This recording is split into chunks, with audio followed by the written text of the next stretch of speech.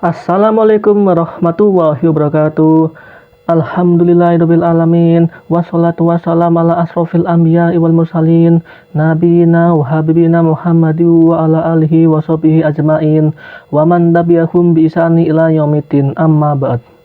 Yang terhormat Bapak dosen Ridho Riyadi selaku pengampu mata kuliah matkul metodologi studi Islam kelas F. Yang sebelumnya perkenalkan dulu, nama saya Muhammad Jemar Rizky dengan NIM 2123203, izin mengumpulkan tugas UTS yang berupa sinopsis. Nah, di sini saya mengambil buku dari Pak Profesor Dr. Haji Abudinata dengan judul buku Metodologi Studi Islam. Nah, buku ini membahas tentang topik yang mendalam tentang agama Islam, mencakup ajaran agama Islam, pendekatan dalam memahami agama Islam, misi agama Islam, dan lain-lain.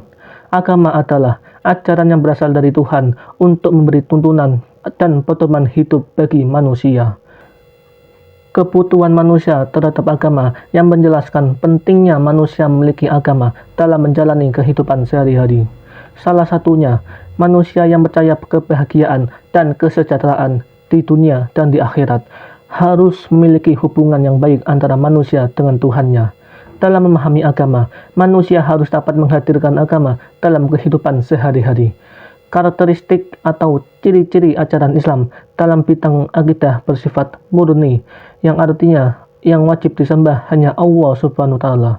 Dalam hal ini, manusia harus secara utuh mengabdikan dirinya pada Allah Subhanahu wa Ta'ala, serta tidak melakukan hal yang mengakibatkan musyrik atau keluar dari Islam.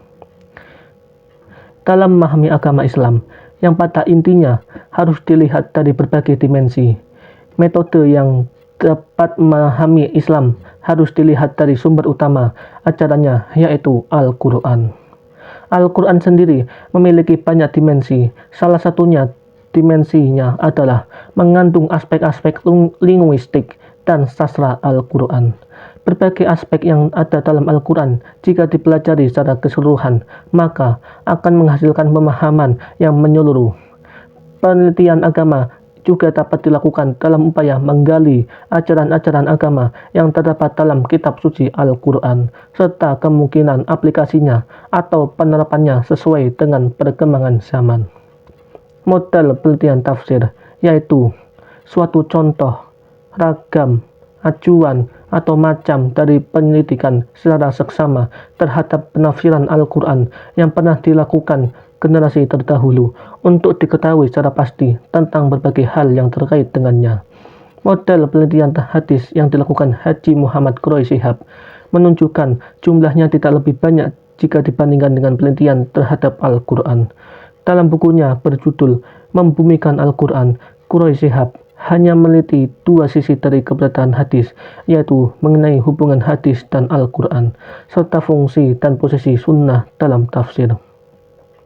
Adapun model-model penelitian yang lain yang terdapat dalam buku Metodologi Studi Islam adalah di antaranya yaitu model penelitian tasawuf, model penelitian fikih atau hukum, model penelitian politik, model penelitian pendidikan Islam, model penelitian sejarah. Semua itu di antaranya bisa dibaca-baca lagi dalam buku Metodologi Studi Islam. Nah, hubungan antara ilmu pengetahuan dan teknologi harus netral. Ini sebabnya pentingnya islamisasi ilmu pengetahuan dan teknologi.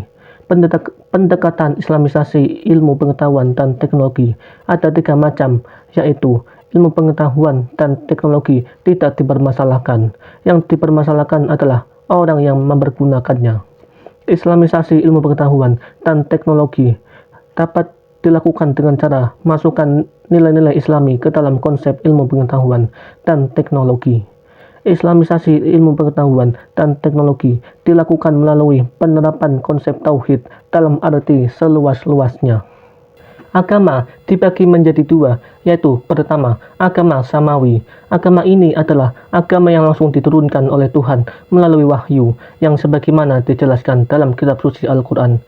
Yang termasuk dalam agama samawi adalah yaitu antara lain agama Yahudi, Nasrani, dan Islam.